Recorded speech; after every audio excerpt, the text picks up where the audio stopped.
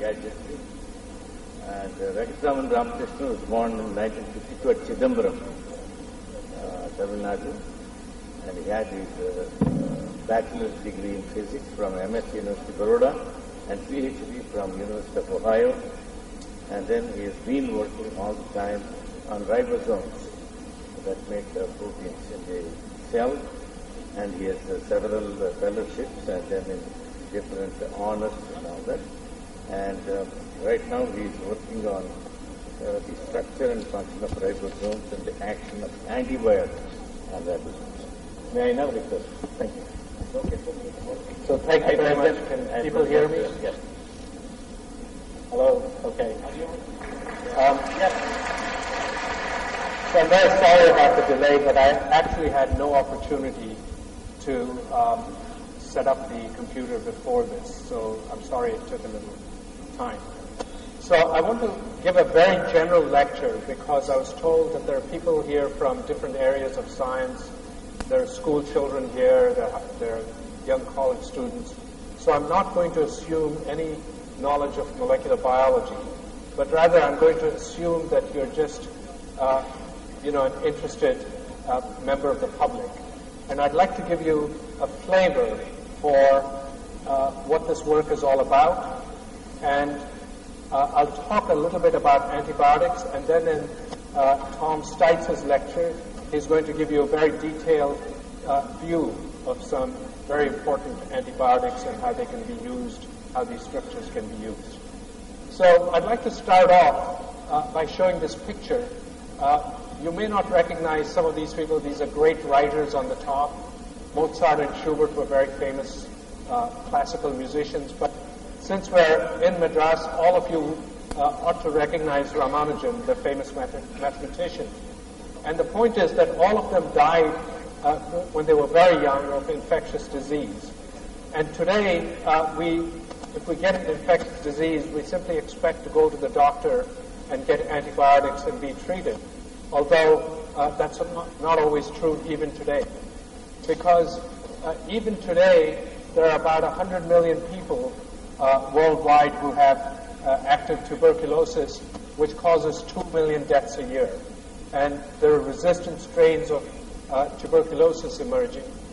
And a more important problem in the West, TB is a problem worldwide, but in the West, this organism, Staph aureus, so-called because of its gold color, is a major problem in infections because it likes to invade wounds.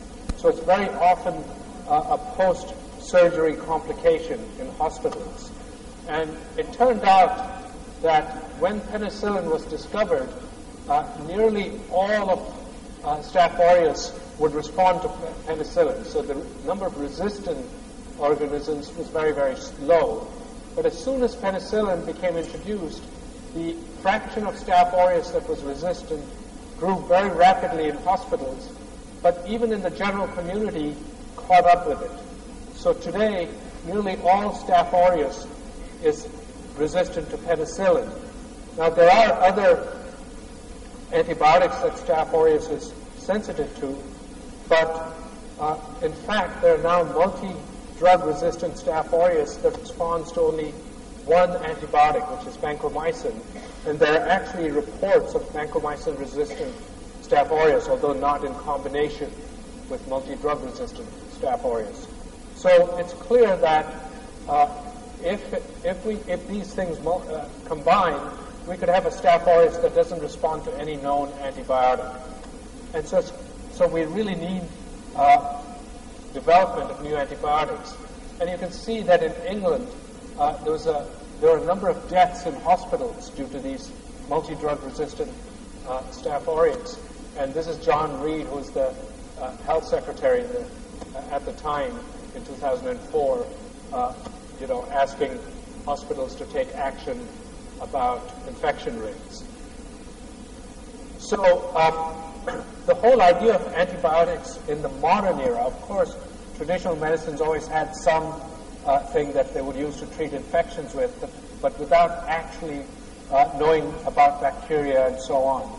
And the first systematic scientific effort to try and develop something that would target bacteria was by Paul Ehrlich, who observed that if you stained bacteria and looked at them under the microscope, there were certain dyes that would be preferentially taken up by bacteria, but not taken up by human cells. These are lymphocyte cells.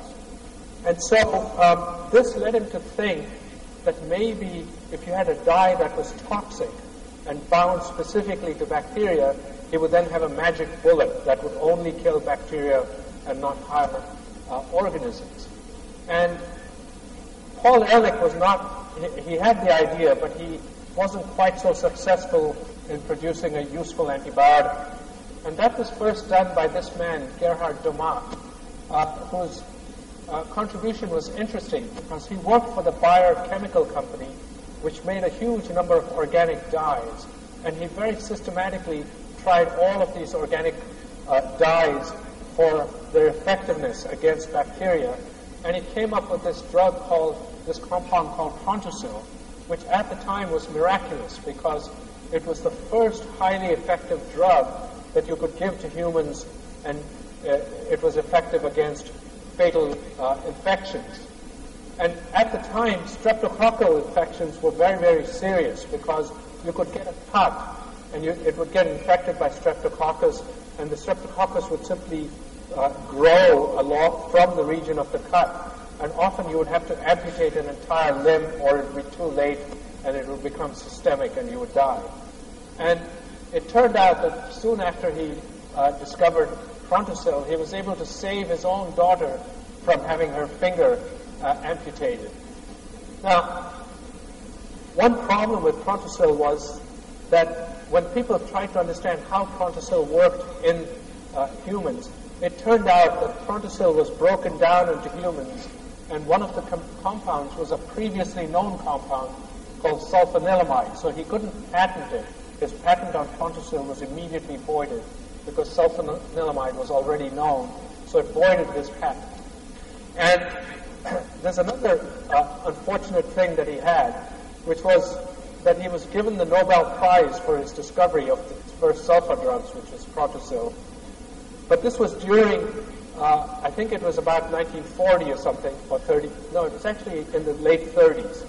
But by that time, the Nobel Peace Prize had gone to a German pacifist who was obviously opposed to the Nazis because of their aggressiveness.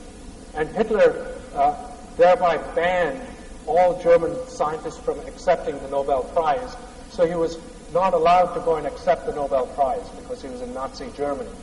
After the war, he was invited to a Nobel celebration, prize ceremony, and they gave him his medal and his certificate, but they told him they couldn't give him any money because the money had been returned to the general funds, so which was really quite unfortunate, but he's a great scientist to whom we owe modern antibiotic discoveries. Now, Prontosil and other sulfa drugs were synthetically made. They were made by the chemical industry. And the whole idea of natural antibiotics arose due to penicillin, which was discovered by Alexander Fleming, when he accidentally discovered that a mold spore in a plate in 1929 seemed to give off a compound and prevented bacterial colonies from growing. And so you can see that the colonies are quite large away from the mold spore, but as you get closer, they don't seem to grow. And he correctly surmised that there was a compound secreted by the mold spore, and he called it penicillin because it was the penicillin mold. And penicillin became the first naturally produced antibiotic that was highly effective. It had very low toxicity, and it saved millions of lives actually during the war, towards the end of the war, because a massive effort was made to make large amounts of penicillin. Subsequently, people explored lots of other bacteria, especially soil bacteria, and a single genus, Streptomyces, has given us a vast number of different antibiotics, and Streptomyces is a genus of soil bacteria. And if you look at all these antibiotics, all of them that were isolated from these various strains of Streptomyces have one thing in common, and that is they all work by blocking protein production in bacteria. So this naturally leads to the question of what are proteins and how are they, why are they important and how are they made? Okay. So I'm going to show you a lot of molecules. So and I'm going to show you these molecules in different ways. And so just to tell you how we can show the same thing in different ways, I just want to illustrate that using humans. So on the left, you have a very detailed image of a human being. Okay, that's what we'd call a very realistic representation. But you can also greatly simplify this and still convey the concept of the person. And that's shown here in terms of cartoons. Now, the cartoon is very simple compared to the actual person, but nevertheless conveys some essential information, essential features. And if you can simplify this even further by showing the object symbolically. I don't know why I need to see myself. It's not actually slightly distracting. Okay, so you can still see, you can still show the person as an icon, and if you know what the icon represents, what aspect of the person the icon represents, you immediately know that this icon stands for Clinton or this icon stands for Bush. Okay, Clinton would never be able to decide anything on, at least early in his term, and so he was called a waffle, because to waffle means to not be able to decide.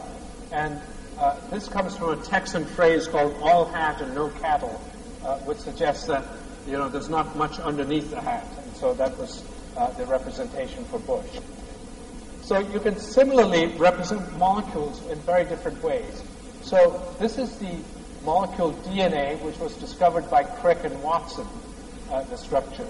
And this is a metal model that was drawn to very large scale. And here they are in this historical photograph. Now, if you were to portray it in a computer and show all of the atoms, then this is what it would look like, although the atoms are not drawn to their proportional sizes. But at least you can see all of the atoms. But sometimes you want to simplify it even further, and so this is a very standard way of representing DNA by showing these two ribbons wrapped around each other.